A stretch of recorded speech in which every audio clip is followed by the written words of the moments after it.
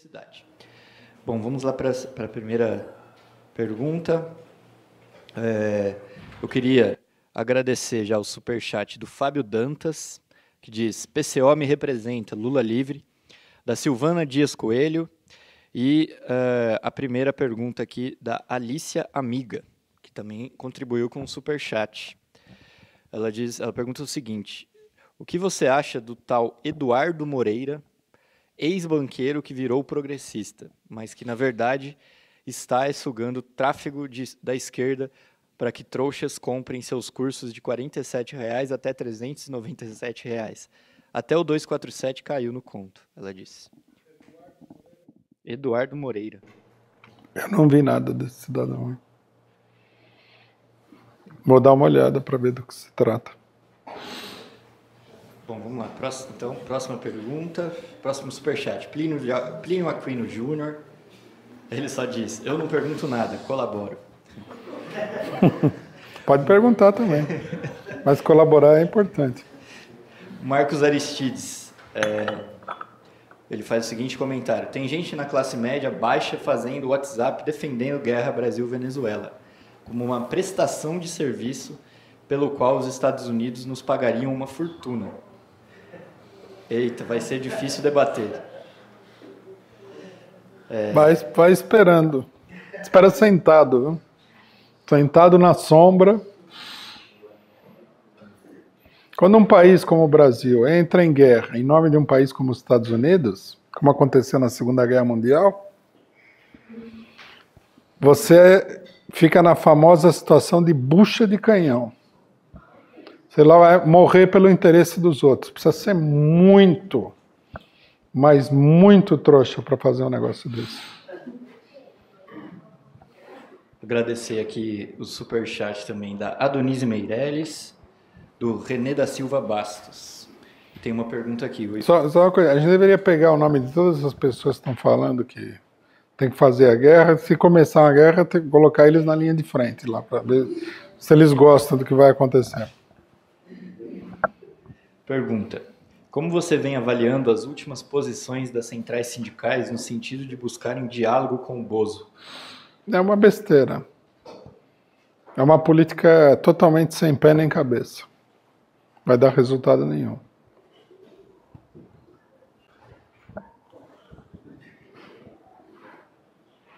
O que as centrais sindicais não sei, porque a gente tem que explicar que esse termo centrais sindicais, isso daí é um mito. Primeiro, não tem centrais sindicais. O que tem aí é a CUT. E tem um monte de organizações que nunca fizeram nada na vida, desde a sua existência até hoje, a não ser contra os trabalhadores. A começar pela organização dirigida pelo famoso Paulinho da Força, a Força Sindical, que é uma máfia e que atua abertamente em favor dos capitalistas, como a gente viu no impeachment, e não faz nada pelos trabalhadores. Então, na realidade, o que a gente deveria perguntar é: o que a CUT vai fazer? Porque o resto ou é muito pequenininho, né, ou não faz nada, ou, em geral, as duas coisas, né? Alguns são grandes e não fazem nada, outros são pequenos e não fazem nada também. O problema é a CUT. Rui, boa tarde. Boa tarde. Eu gostaria de perguntar: existem várias organizações que se declaram morenistas, né, como você mesmo citou. O CST, o MES, várias que estão dentro do PSOL, enfim. Mas o que consiste esse tal do morenismo, essa tendência do morenismo? Porque, ao que me parece, ela tem levado assim, a posturas extremamente equivocadas, né? E o que consiste isso? Qual que é a lógica disso, a essência disso? Obrigado. São bem mais o número de organizações aí que surgiram do morenismo é bem grande, viu? A gente não vou fazer a lista aqui, mas tá cheio. O que acontece é o seguinte, né? O trotskismo a Quarta Internacional foram criados como um partido revolucionário, como um programa revolucionário e tudo. Mas num dado momento, depois da morte do Trotsky e tal, diante das dificuldades apresentadas, essa organização acabou caindo aí sob controle de elementos centristas, ou seja, não revolucionários. Então, quando a gente olha para as organizações trotskistas que existem no mundo inteiro, né, nós temos que lembrar que a maior parte delas, ou a quase totalidade delas, são organizações centristas. A organização centrista, o que é, por definição, de um ponto de vista geral? É uma organização com uma grande dose de, às vezes, né, às vezes não, mas em geral com uma grande dose de revolucionarismo em palavras, mas que do ponto de vista da sua atividade prática, né, se inclina para uma política oportunista, de conciliação e tudo mais. As organizações centristas também, o centrismo, muitas vezes, ele expressa o deslocamento da organização da classe operária para a pequena burguesia. Então, eu diria o seguinte, que são organizações pequeno-burguesas e são organizações centristas, não tem um programa definido. Daí essas oscilações também violentas, né? Por exemplo, o PSTU teve um tempão na CUT e apoiava todas as coisas direitistas da CUT. Quando o PT chegou no governo, eles deram uma guinada de 180 graus. Já tinham dado outras antes. Em relação ao PT, eles foram para a esquerda, foram para a direita, foram para a esquerda de novo. Mas nunca elas têm uma posição coerente, né, e uma posição claramente definida por um programa revolucionário. Essas organizações são todas assim. Como organizações pequeno-burguesas, isso aqui é um dado importante, elas acham o seguinte, que o fundamental da atividade delas é a competição com outras organizações de esquerda, principalmente as muito grandes, tipo o PT. Eles têm a ideia de que você vai ocupar o espaço daquela organização se você entrar numa competição, que para eles aparece como sendo uma luta de princípios ideológica contra aquela organização. Mas a gente pode facilmente verificar que não se trata disso nesse caso do golpe, né? Jamais uma organização que estivesse defendendo o interesse dos trabalhadores poderia colocar a competição com o PT acima da luta contra a direita no golpe de Estado. Jamais. Quer dizer, eles perderam totalmente o rumo político. Não é que eles perderam agora, né? Isso aí já é uma coisa antiga. O morenismo é um centrismo assim bem consolidado, né? Uma coisa que a gente chamaria, que a gente denominaria no vocabulário marxista de centrismo de direita, apesar da formulação ser ultra-esquerdista, né? De direita porque ele é um centrismo que já tem uma tradição, uma metodologia, ele não vai mudar. Ele é um centrismo muito arraigado, muito consolidado como centrismo. Porque você tem organizações centristas que são apenas produto da inexperiência, então elas ficam naquela indefinição, porque não tem uma compreensão do programa revolucionário, uma coisa que poderia ser corrigida, o centrismo de uma como é que se diz? De pouco desenvolvimento. Em geral, esse centrismo aparece aí na forma de ultra-esquerdismo, né? Organizações novas têm tendências sectárias muito fortes. Uma coisa engraçada é que o PSTU passou anos falando que o PC era sectário, né? E agora eles não sabem o que falar. Agora eles falam que nós estamos comprados pelo PT. Eles passaram da crítica pseudopolítica para a crítica policialesca, né? Acompanhando a direita, né? Porque para a direita está todo mundo comprado, né? Menos eles que estão de fato comprados. A minha pergunta é no sentido de que existe a crise política na Venezuela, que inclusive agora eles não estão aceitando mais o regime, criar um governo paralelo, quer dizer, o discurso deles é que eles querem um governo, um Estado paralelo, né? E, historicamente, a gente vê o conceito de guerra econômica, inclusive que a Venezuela trabalha bastante, né? E sobre esse conceito você vê a questão da estocagem, das mercadorias, que se desenvolve na forma de hiperinflação, que tem a ver em relação ao problema do câmbio negro, né? Que o dólar ele compra muito mais o bolívar do que o mercado oficial. Eu queria que você falasse um pouco sobre a guerra econômica como elemento de desestabilização do próprio governo Maduro, quer dizer, porque isso é o que a imprensa bate com muita força, porque ela vira assim e fala, mas a inflação, não sei quantos %, né? Mas tá faltando alimento, quer dizer, então, falasse um pouco dessa questão da guerra econômica, é só isso. A guerra econômica na Venezuela é uma realidade, né? É fato, a imprensa golpista aqui, inclusive a esquerda oculta isso daí, tem até um embargo econômico contra a Venezuela.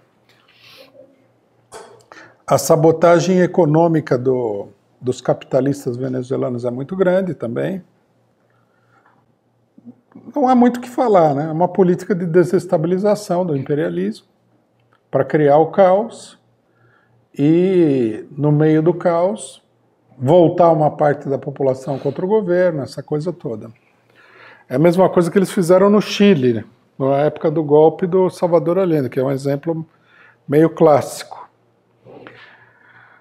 A grande debilidade do chavismo diante da sabotagem econômica é que ele não quer confiscar a burguesia venezuelana. Então ele acaba ficando, numa certa medida, refém dessas manobras econômicas, né?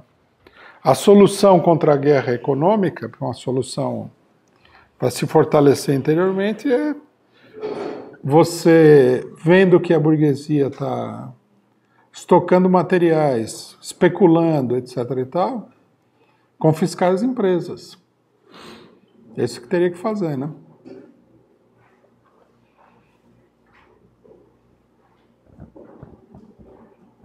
Bom, deixa eu agradecer mais os superchats aqui.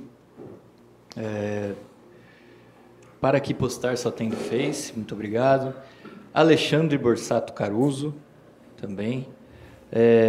E tem uma pergunta aqui que é a seguinte, Rui. Comente, por favor, a série Trotsky da Netflix. Muita gente está querendo saber. Bom, eu não assisti a série toda, né? Não sei se eu vou ter paciência de assistir a série toda. Assisti o primeiro episódio da série, né? É uma série espantosa. Poucas vezes na minha vida eu vi coisa tão espantosa como essa. Primeiro que o Trotsky não é o Trotsky. Tem nenhuma semelhança com o personagem histórico. Ele é muito mais parecido com o Mussolini. Se cortasse aquela barbicha do ator e deixasse ele careca lá, ele era o Mussolini. A filosofia dele é uma filosofia mussoliniana do Trotsky da série, né? Aquela coisa assim de que a multidão é feminina e tal, é uma coisa tipicamente mussoliniana. Bom, os acontecimentos históricos também são todos adaptados para servir uma política de uma campanha assim muito, eu não diria pesada, eu diria muito escatológica de difamação do Trotsky, né?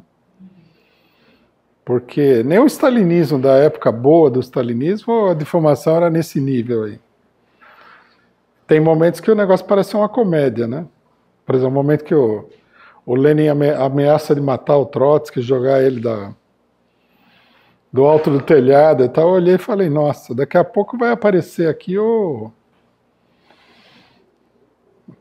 sei lá o quê, que é uma coisa totalmente inverossímil. E também tem coisas assim que você olha e fala assim, nossa, de onde que o cidadão tirou isso daí? O assassino do Trotsky, Ramon Mercader, no primeiro episódio, é o melhor amigo do Trotsky, confidente dele. E aí o debate é assim, o Ramon Mercader, ele é stalinista, né, que ele era mesmo stalinista, e ele e o Trotsky ficam numa discussão sobre o stalinismo e o trotskismo, uma coisa assim totalmente fora da realidade. O Trotsky, que vivia numa fortaleza lá cercado de guardas e tal, ele anda pela cidade lá de Coyoacán, né? Chega a cair na rua, faz empanada num restaurante. É além de grotesco essa série aí. Sinceramente, não dá nem para levar a sério. É abaixo da crítica o negócio. É muito louco. Muito louco mesmo. Não tem nada. Se alguém quer saber alguma coisa de verdade da vida do Trotsky, a série não é o caminho, né?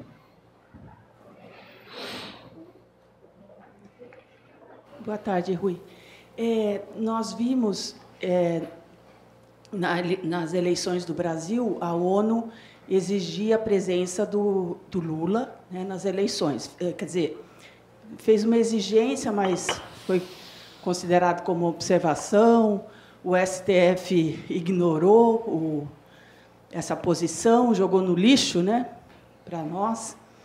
E eu li artigos sobre as eleições na Venezuela, em que o Maduro abriu para observadores internacionais, né? Estavam lá 200 pessoas internacionais. Mas também isso não é levado em conta, né? Quer dizer, de todas essas organizações internacionais que poderiam validar, né, e cuidar mais dos países oprimidos, né? O que se pode esperar dessas organizações do internacional, né? Não dá para esperar nada, né?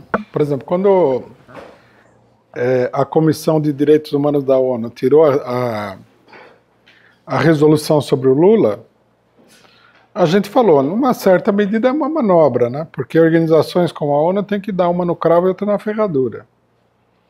A função fundamental delas é acobertar essas operações malignas do imperialismo. E a gente vê como é que funcionou. Eles tiraram a declaração, a imprensa brasileira golpista, né? Que canta todo mundo com a mesma melodia, mesmo tom, desprezou aquilo lá que estava sendo dito e ficou tudo por isso mesmo. Agora, dependendo da situação com o Maduro aí, eles podem ter uma atitude mais prática, mais efetiva. Acho que a gente deve ter sempre presente que a ONU é uma organização imperialista, né? Ela só não é mais agressiva porque também a unidade entre os países imperialistas é uma unidade relativa, né? Diante de muitas questões. Mas eu acho que não tem. Esse negócio do Maduro, a imprensa fala o que quer aqui, não tem contestação. E tem ainda uma política de intimidação. Você vê, a Gleisi foi lá, a política de intimidação é evidente, e inclusive gente do PT falando. Eles querem ser, esse pessoal da ala direita do PT, eles querem ser paparicados pela burguesia bolsonarista, né? Boa tarde, Rui. Essa semana teve ato, né, contra o aumento da passagem no centro de São Paulo. E foi um ato pequeno, mas foi expressivo. Salvo engano, acho que o MPL estimou em 15 mil pessoas, que é um exagero, chamando para a realidade, assim, 3 mil pessoas no máximo. Muita polícia, muito ninja, né? Que é aqueles PM de balaclava, sem identificação. E os setores que a gente já falou aqui não lutam contra o golpe, né? PSTU, MRT, o próprio MPL. Eu queria saber a posição do PCO, se a militância deve participar desses atos, a esquerda deve participar desses atos, e se é viável para a luta contra o golpe marchar, mesmo que em pautas comuns, né? como esse abuso aí do aumento, junto com esses setores. Tem uma pergunta da internet, que rapidinho que fala: o protesto contra o aumento da tarifa em São Paulo foi de tiozinho?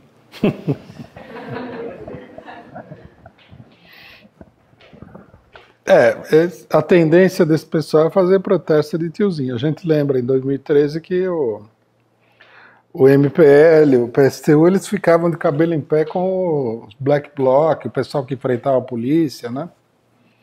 Eles queriam apanhar sossegados e tal, sem ter ninguém para atrapalhar.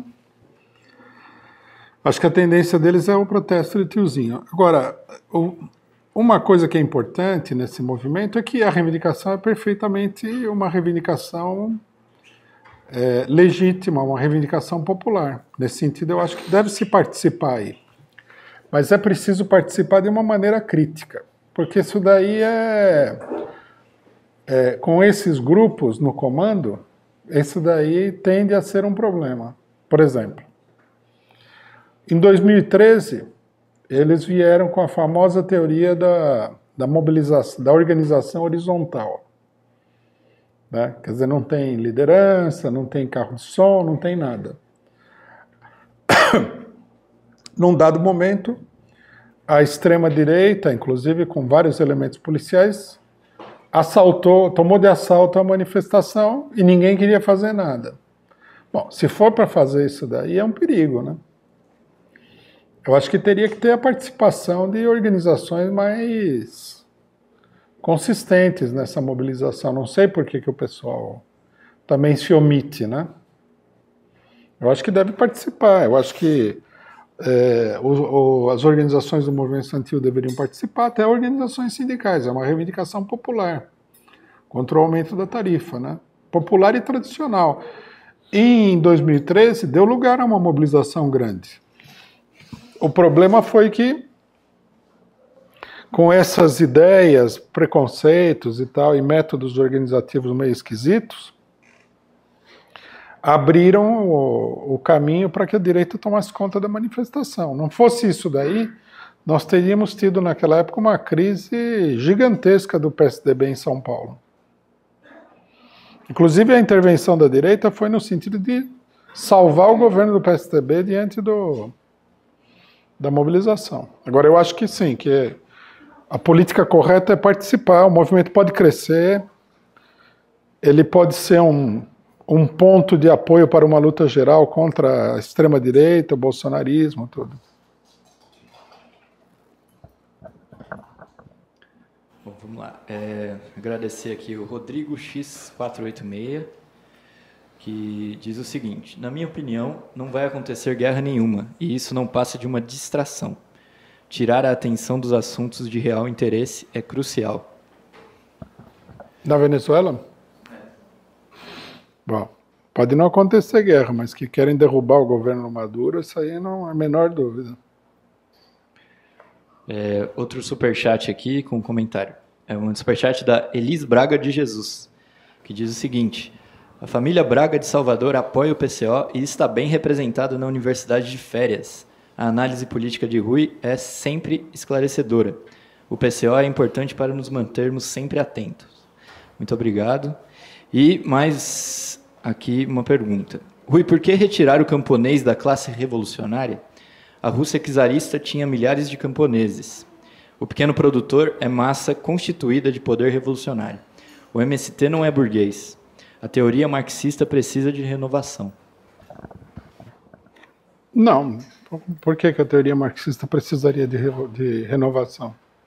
Se os marxistas sempre levarem em consideração o potencial revolucionário do campesinato. É uma confusão.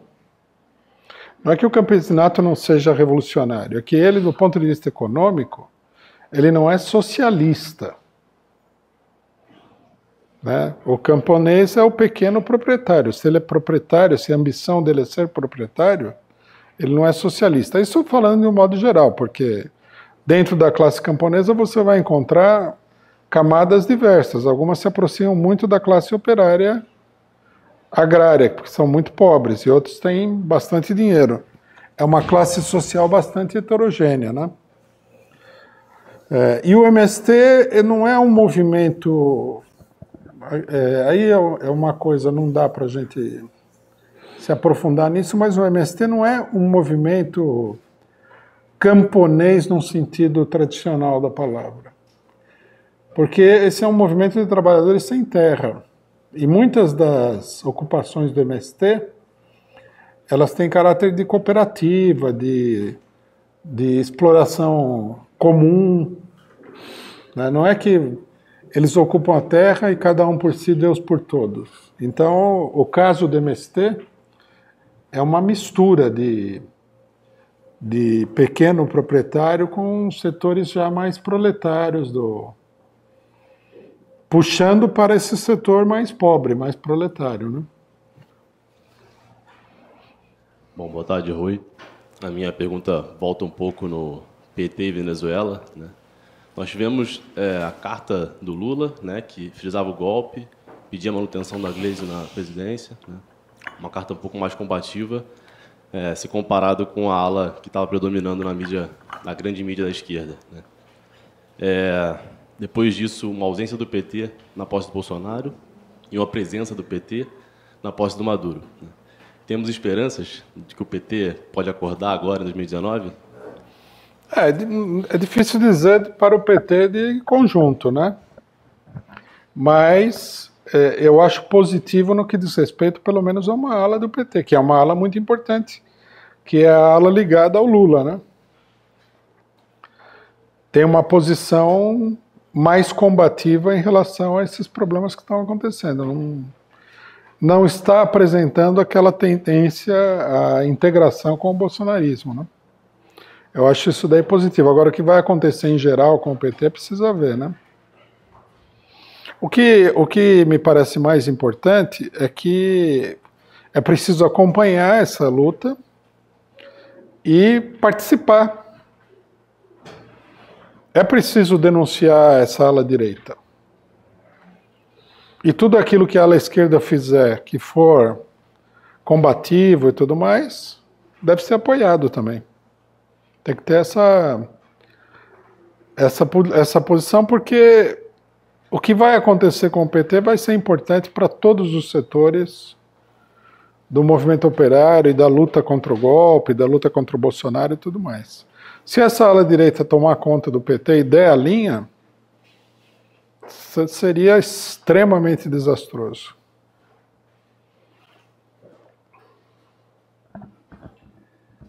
Agradecer o superchat da Maria Ângela Abduch. O PCO tem me ajudado muito a pensar e agir como ser político. Salve Rui, salve PCO, obrigada. E uma pergunta do Wilton Santos, que também contribuiu com o superchat. Como enfrentar o antipetismo e o ódio disseminado pela direita na classe média contra a esquerda? Bom, esse negócio de antipetismo, primeiro a gente tem que entender o seguinte, é uma caracterização errada. O PT é atacado porque é o maior partido da esquerda, mas o antipetismo é uma política contra toda a esquerda.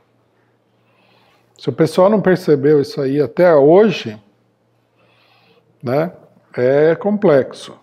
Então nós temos que entender que quando, por exemplo, tem um monte de esses direitistas que eles ficam aí fazendo uma campanha orquestrada nas redes sociais, eles entram nos nossos sites e eles falam, petista e tal. Para eles, se é PCO, se é PT, PSOL, PSTU, tanto faz como tanto fez. PT, para eles, é um nome genérico de esquerda.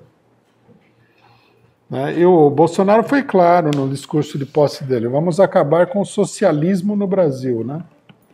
Que muita gente interpretou como sendo uma frase sem sentido, mas não é sem sentido.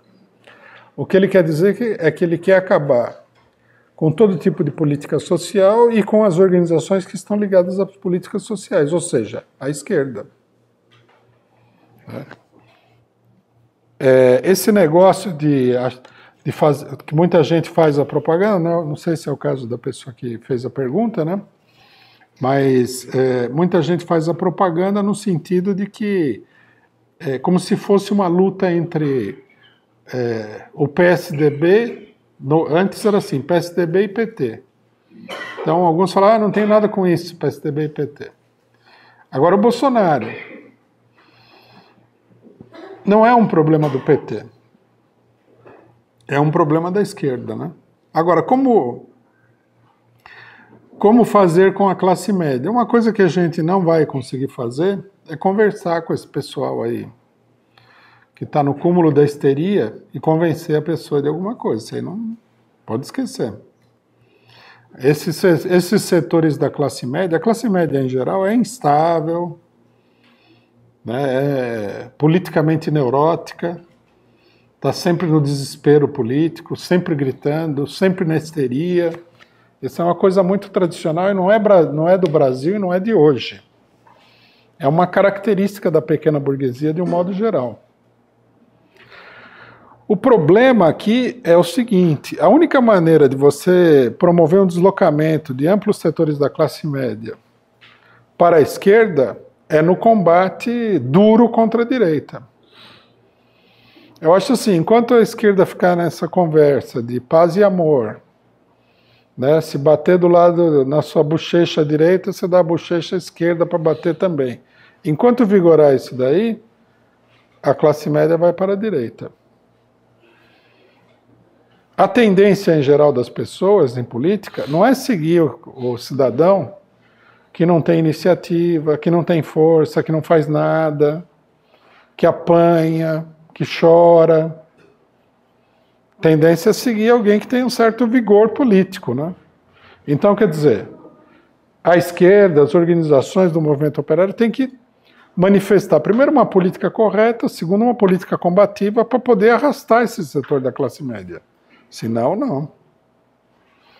Quando as pessoas falam como fazer com a classe média, papapá, eles estão pensando assim, como ter uma campanha eleitoral e de marketing que seja capaz de convencer aquele cachorro louco que fica latindo no jantar e atacando toda a esquerda. Bom, a única maneira de convencer esse cara é você, sei lá, dar um sedativo para ele e fazer lavagem cerebral. Aí o cara, sei lá, lobotomia, tem que ser uma coisa assim. Convencer não vai acontecer. Você precisa atrair os setores de classe média, mostrando que você tem uma perspectiva para a política nacional, que você apresenta uma saída, que você combate os problemas que afligem os trabalhadores, a própria classe média. Tem que ter um programa também para a classe média. O Bolsonaro, ao contrário do que a classe média está pensando, ele vai passar o aparador de grama em cima desse pessoal aí, não vai ser bonito para eles também. Que é o que normalmente acontece com os governos de extrema-direita, né? Eles ficam seduzindo a classe média enlouquecida e depois eles vão lá e passam o trator em cima da sua própria classe média, né? Já inclusive está acontecendo, né? Já tomou uma série de medidas contra a classe média. Então a esquerda tem que levantar um programa para todos esses setores e falar, não, solução para o problema brasileiro somos nós, não o Bolsonaro. E criticar o Bolsonaro, e combater, não ficar apanhando aí, distribuindo flores, né? Sinto muito para o pessoal que gosta de distribuir flores, né? Eu vi que todo lugar o pessoal distribui flores, mas essa distribuição de flores aí não vai dar resultado. O pessoal do Bolsonaro não tem nem senso de olfato. Uma boa coça aí nos bolsonaristas resolve muito mais do que distribuir flor.